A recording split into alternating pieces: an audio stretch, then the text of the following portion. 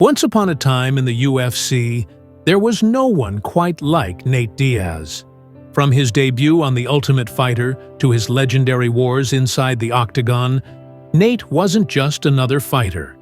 He was a symbol of defiance, authenticity, and raw, unfiltered toughness. He didn't care about politics, fame, or even being liked. Nate was real. And that's what made him one of the most beloved and controversial fighters in mixed martial arts history. But behind that unbreakable attitude and fearless personality lies a story few people know. A story of pain, loyalty, and the heavy cost of staying true to yourself. When fans think of Nate Diaz, they picture the Stockton gangster who flipped off opponents, lit up interviews, and made the crowd go wild. But few remember where he came from.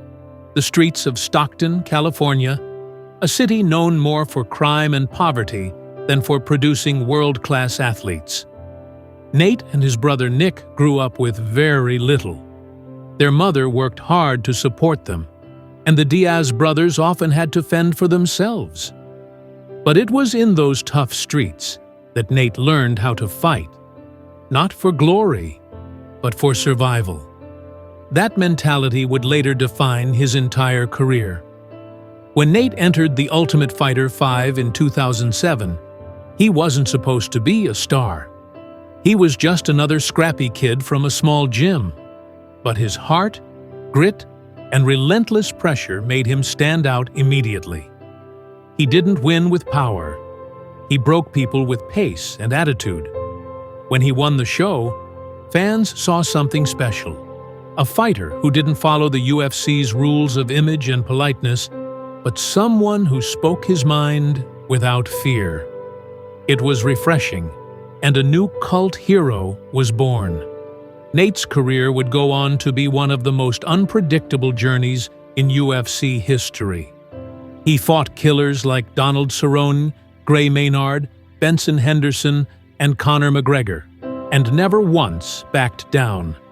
He wasn't the biggest, the fastest, or the strongest, but Nate had something most fighters don't: endurance and belief.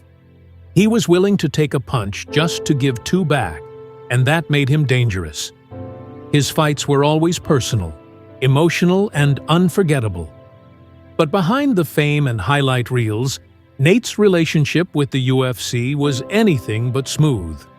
He was constantly at odds with the organization over money, respect, and the way fighters were treated. Nate always believed fighters deserved more, and he was never afraid to say it publicly, even if it cost him opportunities. In a sport where most athletes stay quiet to protect their contracts, Nate Diaz refused to play by the rules. That's why fans loved him. He spoke what they were thinking. The turning point came in 2016, when Nate shocked the world by defeating Conor McGregor, the biggest star in combat sports at the time. That night, the world witnessed one of the greatest upsets in UFC history.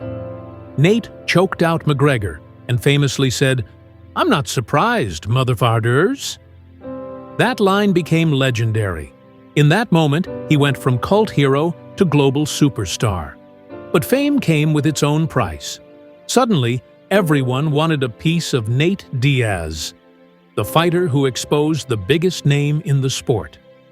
Despite his newfound fame, Nate never changed. He didn't move to Hollywood, didn't chase sponsorships, didn't care about being marketable.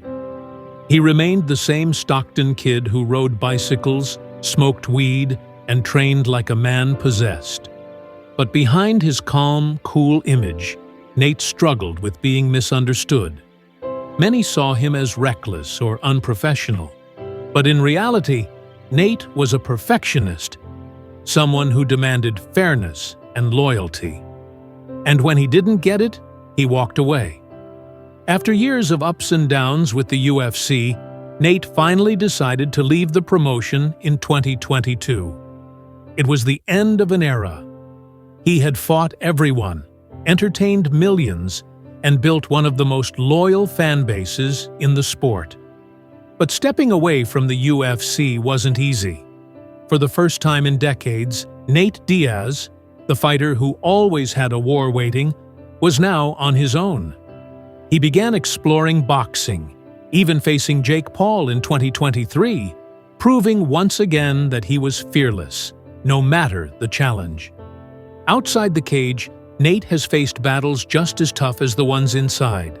Injuries, the toll of years of brutal wars, and the constant public spotlight have all weighed heavily on him. But perhaps the hardest challenge for Nate has been finding peace. He's lived his entire life in fight mode, always ready to throw down, always ready to defend himself. And when you live that way for so long, turning it off isn't easy. What's truly remarkable about Nate Diaz, however, is that he's still standing, physically, mentally, and emotionally. At a time when many fighters fade into obscurity, Nate remains relevant, not because of marketing or fame, but because of authenticity. He's a reminder of what MMA used to be: raw, unpredictable, and real. He represents the soul of fighting, a world where heart matters more than hype. Today, at 40 years old, Nate Diaz is still training, still fighting, still living life on his own terms. He's not the polished corporate fighter the UFC wanted him to be. He's something better, a man who stayed true to himself in a world that constantly tried to change him. His story isn't about rise and fall.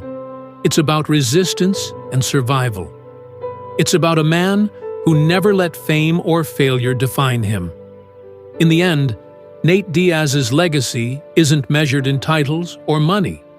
It's measured in respect, the kind that can't be bought. Fans love him not because he's perfect, but because he's real. He's made mistakes, said things he shouldn't have, and walked away from opportunities that others would die for. But he's always stayed himself.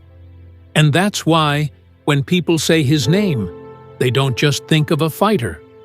They think of a warrior, one who never sold out, never backed down, and never stopped believing in who he was. The story of Nate Diaz isn't over.